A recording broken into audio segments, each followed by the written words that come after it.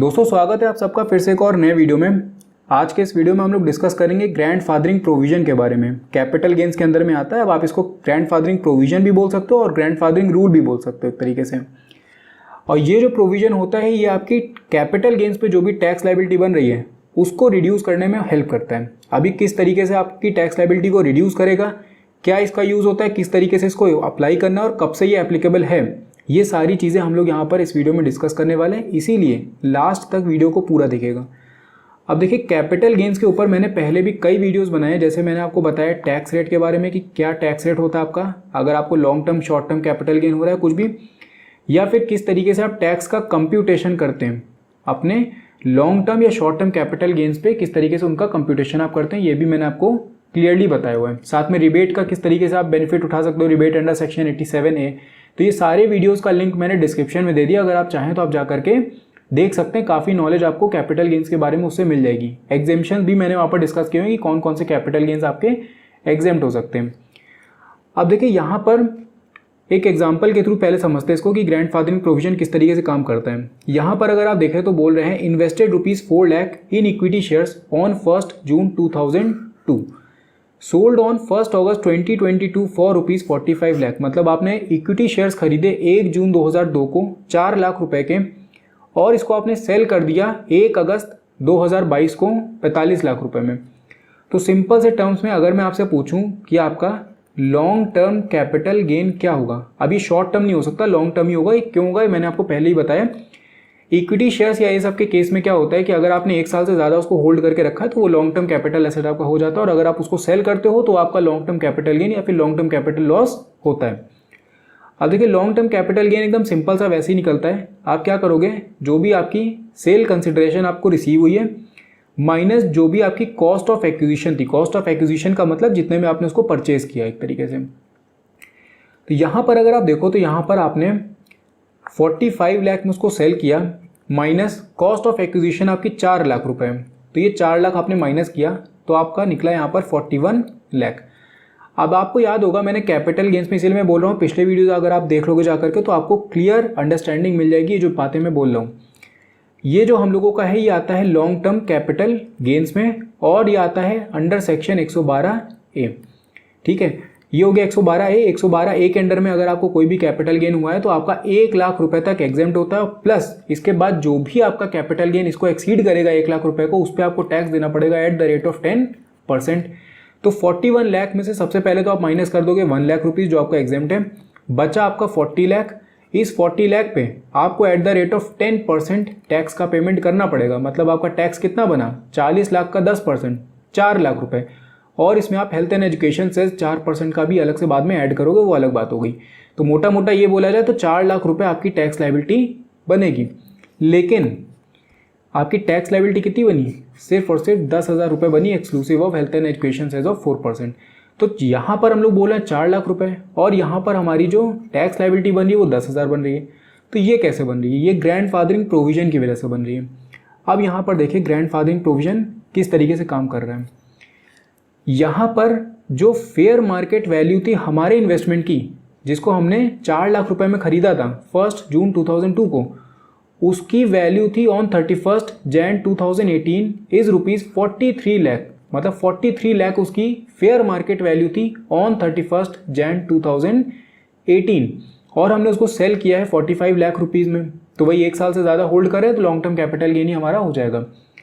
तो इसमें क्या होगा कि हम लोग ये जो 43 लाख है, 4 लाख रुपए कॉस्ट ऑफ एक्विजिशन ना लेकर के हम कॉस्ट ऑफ एक्विजिशन लेंगे 43 लाख। तो यहाँ पर क्या होगा, 45 लाख माइनस 43 लाख जो कि कॉस्ट ऑफ एक्विजिशन होगी। मतलब फेयर मार्केट वैल्यू को हम लोग यूज़ करेंगे in place of cost of acquisition. 4 lakh रुपए नहीं यूज़ करेंगे। तो 45 माइनस 43 तो ये आएगा 2 लाख रुपए, माइनस करेंगे 1 लाख रुपए का इसमें से एग्जेम्पशन, तो बचा 1 लाख रुपए। और ये 1 लाख रुपए जो है इस पर टैक्स लगेगा 10% के हिसाब से विदाउट इंडेक्सेशन। तो 1 लाख रुपए का 10% कितना हुआ, 10,000 रुपये। ठीक है, तो टैक्स लायबिलिटी इस तरीके से आपकी निकलेगी अगर आप ग्रैंड फादरिंग प्रोविजन का यूज़ करते हो। तभी मैंने स्टार्टिंग में आपसे बोला था कि आपकी टैक्स लायबिलिटी को ये काफ़ी हद तक रिड्यूस कर देता है अगर आपको इसके बारे में पता है तो। अब ये किस तरीके से हम लोगों ने अप्लाई किया, कब से एप्लीकेबल होगा, तो इसको अभी हम लोग आगे एक एक करके इस पूरे वीडियो में डिस्कस करेंगे।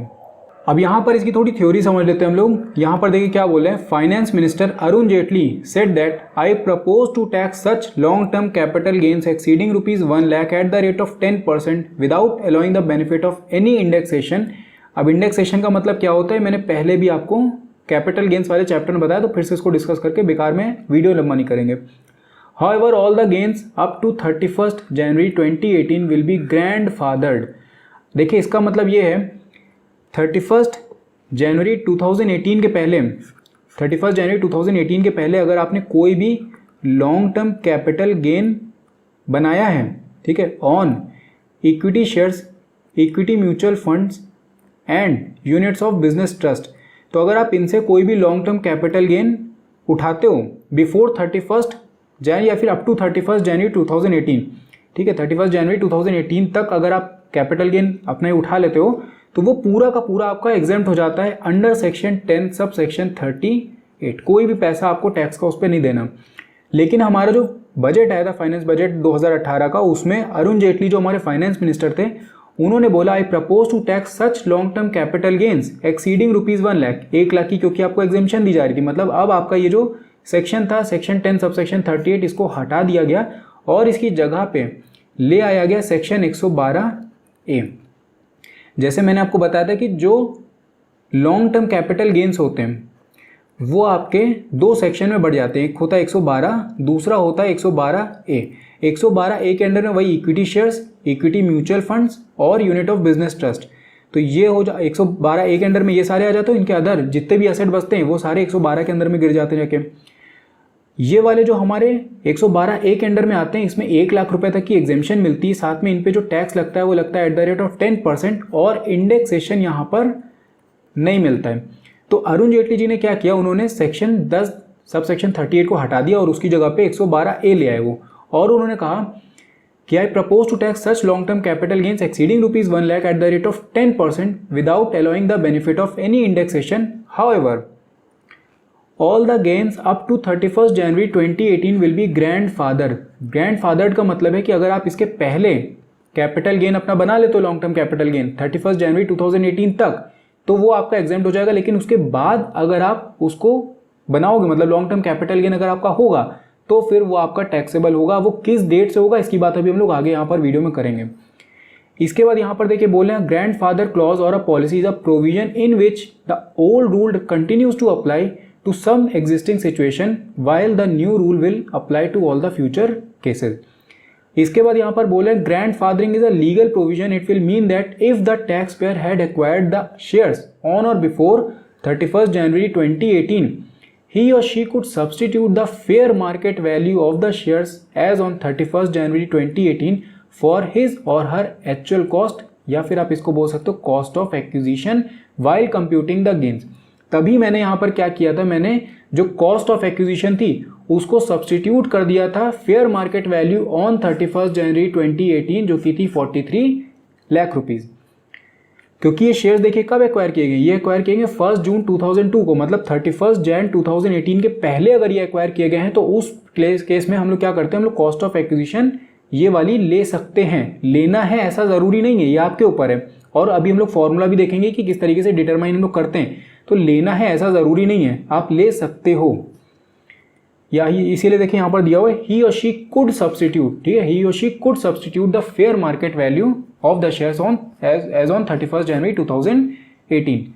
इसके बाद यहाँ पर बोले section 112A was inserted by the finance act 2018 to tax long term capital gain from the sale of listed equity shares, units of equity oriented mutual funds and units of business trust. अभी section 112A हम लोगों ने detail में discuss किया हुआ है पिछले videos में, जिसका लिंक मैंने डिस्क्रिप्शन में डाला हुआ है, तो आप जाकर के देख सकते हैं। तो सेक्शन 112A को इंसर्ट कर दिया गया था और सेक्शन 10 सब सेक्शन 38 को रिमूव कर दिया गया था यहाँ से। इसके बाद यहाँ पर बोले earlier section 10 sub section 38 allowed a capital gain exemption from the sale of listed equity shares, तो ये मैंने आपको पहले ही बता दिया। इसके बाद यहाँ पर बोल रहे हैं the schedule of 112A bought to tax the gains which were earlier exempt until financial year 2017 to 18, that is assessment year 18-19। तो अगर आपने फाइनेंशियल ईयर जो आपका चला था, यानी कि जो प्रीवियस ईयर आपका था वो 2017 से लेकर के 18 तक का था, ठीक है।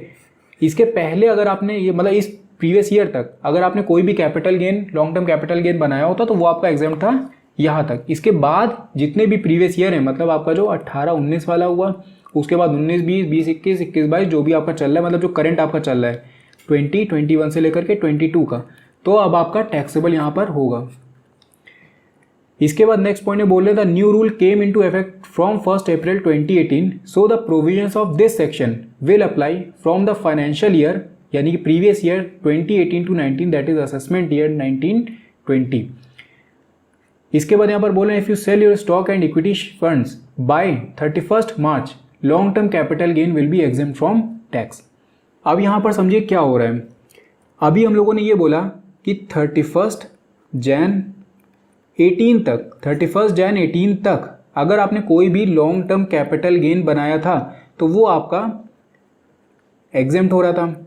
यहाँ पर लेकिन ये बोल रहे हैं कि अगर आपने कोई भी capital gain, long term capital gain बनाया बाय 31 मार्च, ठीक है, बाय 31 मार्च यहाँ पर आपका आ जाएगा 2018, ठीक है, यहाँ पर आप डाल दीजिएगा 31 March 2018, LTCG will be exempt from tax. अब ऐसा क्यों है? क्योंकि अभी हमने बोला कि 31 जैन तक अगर आपने बनाया तो फिर एग्जेम्प्ट, लेकिन यहाँ पर ये बोल रहे हैं कि 31 मार्च 2018 तक अगर आपने बनाया तो फिर वो एग्जेम्प्ट। ऐसा इसलिए हो रहा है क्योंकि जो आपका 112A था वो तो नेक्स्ट फाइनेंशियल ईयर से ही अप्लाई होगा, मतलब आया 31 जनवरी को, लेकिन वो अप्लाई कब होगा? 1 अप्रैल से ही तो अप्लाई होगा।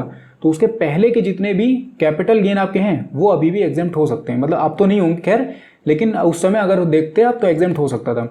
तभी यहाँ पर बोला गया if you sell your stock and equity funds by 31 March 2018, LTCG will be exempt from tax.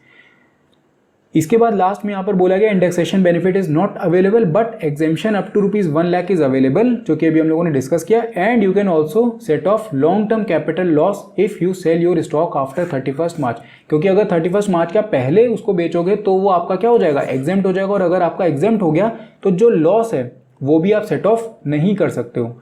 लेकिन अगर 31 मार्च के बाद आप बेचते हो, मतलब 1 अप्रैल से अगर आप बेचो, 1 अप्रैल 2018 के बाद अगर आप बेचे हो तो फिर वो आप उसका अगर लॉस होता तो आप उसका बेनिफिट वहाँ पे उठा सकते हो।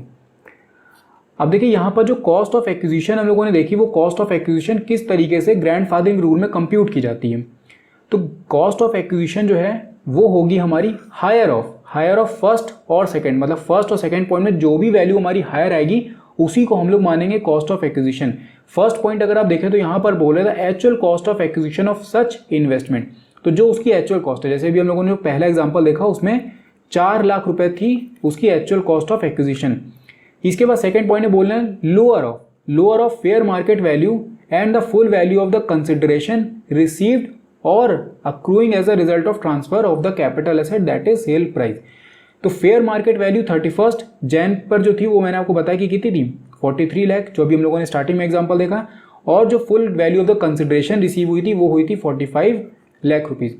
तो इन दोनों में से जो भी लोअर होगा, इन दोनों में से जो भी लोअर है वो क्या है 43 लाख रुपीज, और 43 लाख और 4 लाख, मतलब 43 लाख और 4 लाख, इन दोनों में से जो भी हायर होगा वो होगी हमारी कॉस्ट ऑफ एक्विजिशन। तो 43 लाख हायर है क्योंकि, तो ये हमारी हो जाएगी कॉस्ट ऑफ एक्विजिशन।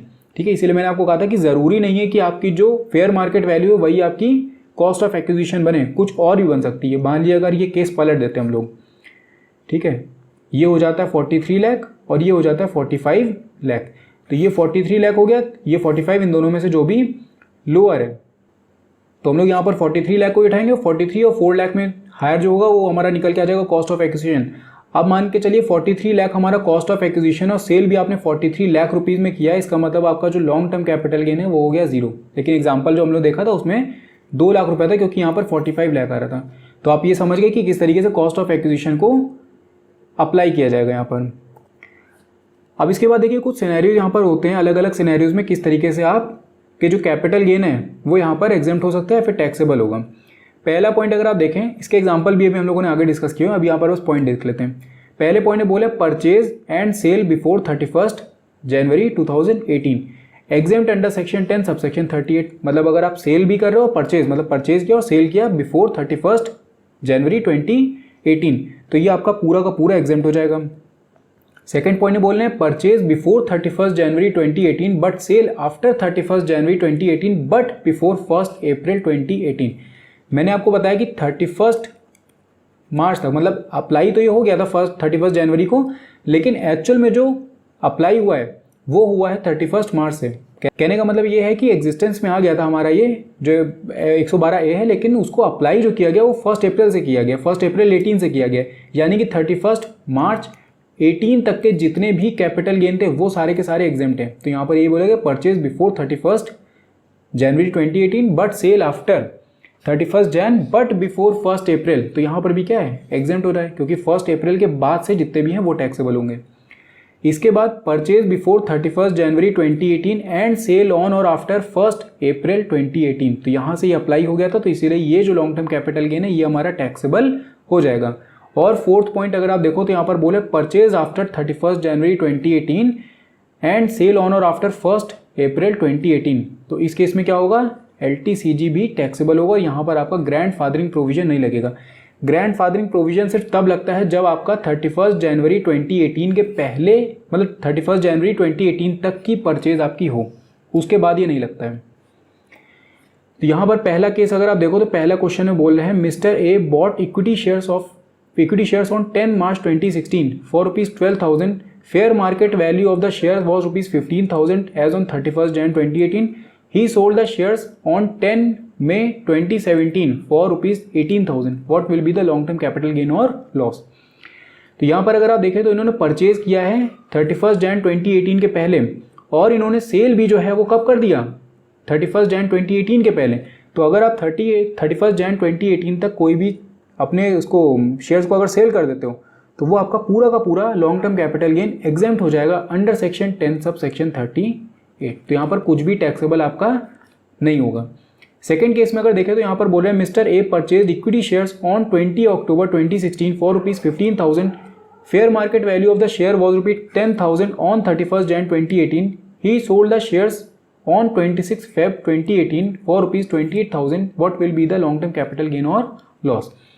यहाँ पर इन्होंने जो परचेज किया है वो किया है 31 जैन 2018 के पहले, और इन्होंने जो सेल किया है वो 31 जैन 2018 के बाद किया है, लेकिन 1 अप्रैल 2018 के पहले किया है।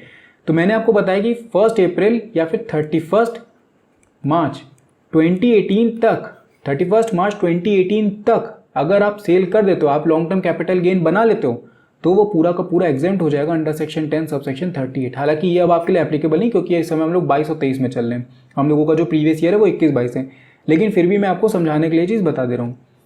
तो यहाँ पर भी हमारा कुछ भी टैक्सेबल नहीं होगा। तीसरे केस में अगर आप आओ तो तीसरे केस में बोल रहे हैं mister X bought equity shares on 10 March 2016 for ₹12,000। Fair market value of the share was ₹15,000 as on 31 Jan 2018। He sold the share on 10 May 2018। मतलब 1 अप्रैल 2018 के बाद इन्होंने सेल किया है 18,000 रुपये में। What will be the long term capital gain or loss. अब यहाँ पर आएगा हमारा ग्रैंड फादरिंग प्रोविजन, क्योंकि इन्होंने 31 जैन 2018 के पहले परचेज कर लिया। तो ये हो जाएगा कॉस्ट ऑफ एक्विजिशन। आप यहाँ पर निकालोगे, सबसे पहले आप चेक करो जो आपकी सेल वैल्यू थी और आपका जो फेयर मार्केट वैल्यू है। सेल वैल्यू इसकी कितनी है, ही सोल्ड द शेयर ऑन 10 में फॉर 18,000। सेल वैल्यू है आपकी 18,000 रुपये, और आपने जो फेयर मार्केट वैल्यूज़ की है वो 15,000 रुपये। तो ये हो गई 15,000 रुपये। इन दोनों में से जो भी लोअर होगा, तो लोअर इन दोनों में से कौन सा है, 15,000 रुपये। अब 15,000 रुपये ये जो आया है हमारा, और इसको हम लोग कंपेयर किससे करेंगे, इसको हम कंपेयर करेंगे जो एक्चुअल कॉस्ट ऑफ एक्विजिशन थी। इसको लिख देते हैं एक्चुअल कॉस्ट ऑफ एक्विजिशन जो हमारी थी वो थी 12,000 रुपये। तो ये हो गया 12,000 रुपये। इन दोनों में से जो भी हायर होगा, इन दोनों में से जो भी हायर है, यानी कि कौन सा हायर है, 15,000 रुपये। तो ये हो गया 15,000 रुपये। अब देखिए 15,000 रुपये हमारा क्या निकला, कॉस्ट ऑफ एक्विजिशन निकला। और अगर हमको लॉन्ग टर्म कैपिटल गेन निकालना है तो हम करते हैं sale value minus cost of acquisition, यानी कि सेल वैल्यू हो गई हमारी 18,000 रुपये माइनस 15,000 रुपये, तो हमारा लॉन्ग टर्म कैपिटल गेन बना 3,000 रुपये। और अगर आप ग्रैंड फादरिंग प्रोविजन का यूज़ ना करते तो उस केस में आपको कितना होता, 18,000 रुपये ये, 12,000 रुपये इसकी ये वैल्यू थी, तो आपको यहाँ पर 6,000 रुपये का वो होता लॉन्ग टर्म कैपिटल गेन। लेकिन अब आपको लॉन्ग टर्म कैपिटल गेन कितना है, 3,000 रुपये का है। तो ये हो जाएगा आपका लॉन्ग टर्म कैपिटल गेन। इस पर आपको टैक्स देना होगा at the rate of 10% without indexation, और उसके बाद जो टैक्स निकलेगा उस पर आप हेल्थ एंड एजुकेशन सेस भी ऐड करोगे। इसके बाद आता हमारा लास्ट केस में बोले mister X bought equity shares on 21 December 2016 for ₹17,000, fair market value है 9,500 on 31 Jan 2018, sold the shares on 21 May 2018 for ₹7,000, what will be the long term capital gain or loss. वही चीज़ करेंगे इसमें भी, क्योंकि 31 Jan 2018 के पहले इन्होंने परचेज किया है तो ग्रैंडफादरिंग प्रोविजन यहाँ पर भी लगेगा। हमेशा ध्यान रखिएगा, अगर 31 Jan 2018 के बाद अगर आपने परचेज किया है तो उस केस में ग्रैंडफादरिंग प्रोविजन अप्लाई नहीं होगा, जितनी भी कॉस्ट ऑफ एक्विजिशन आपकी है उसी को आपको उठाना पड़ेगा। तो यहाँ पर भी हमारा अप्लाई होगा क्योंकि 31 Jan 2018 के पहले का है। कॉस्ट ऑफ एक्विजिशन यहाँ पर लिखेंगे, कॉस्ट ऑफ एक्विजिशन में वही चीज़ है, हायर और लोअर, तो सेल वैल्यू लिखी और फेयर मार्केट वैल्यू लिखी। सेल वैल्यू है इसकी 7,000 रुपये और फेयर मार्केट वैल्यू इसकी दी हुई है 9,500 रुपये। इसको कंपेयर किया तो इन दोनों में से जो भी लोअर होगा वो उठ के आएगा, तो ये होगा 7,000 रुपये। 7,000 रुपये को कंपेयर करेंगे एक्चुअल कॉस्ट ऑफ एक्विजिशन के साथ, तो एक्चुअल कॉस्ट ऑफ एक्विजिशन आपको दी गई है 17,000 रुपये, तो ये हो जाएगा 17,000 रुपये। इन दोनों में से जो भी हायर होगा तो वो हमारा निकल के आएगा कॉस्ट ऑफ एक्विजिशन, यानी कि कितना हो गया 17,000 रुपये। अब बात करें लॉन्ग टर्म कैपिटल गेन की, तो लॉन्ग टर्म कैपिटल गेन होगा sale value minus cost of acquisition. Sale value दी हुई है 7,000 रुपये, long term capital gain cost of acquisition निकली है 17,000 रुपये, तो ये होगा 10,000 माइनस का, यानी कि ये होगा आपका लॉन्ग टर्म कैपिटल लॉस। और इस लॉन्ग टर्म कैपिटल लॉस को आप सेट ऑफ कर सकते हो अपने लॉन्ग टर्म कैपिटल गेन से, और अगर नहीं सेट ऑफ होता है तो आप इसको कैरी फॉरवर्ड भी कर सकते हो अगले 8 प्रीवियस ईयर तक। ठीक है, तो ये यहाँ पे हम लोगों ने समझ लिया कि किस तरीके से हम लोग ग्रैंडफादरिंग प्रोविजन के अंडर में कॉस्ट ऑफ एक्विजिशन को कंप्यूट करते हैं। तो पूरा जो कॉन्सेप्ट था ग्रैंडफादरिंग प्रोविजन का वो हम लोगों ने डिस्कस कर लिया है। कहीं पर किसी भी तरीके का आपको डाउट हो आप कमेंट करके मुझसे पूछ सकते हो। बाकी वीडियो अगर आपको पसंद आया हो तो इसको लाइक करना मत भूलिएगा, साथ में चैनल को सब्सक्राइब भी जरूर कर दीजिएगा। मैं मिलता हूँ आपसे नेक्स्ट वीडियो में। Thank you.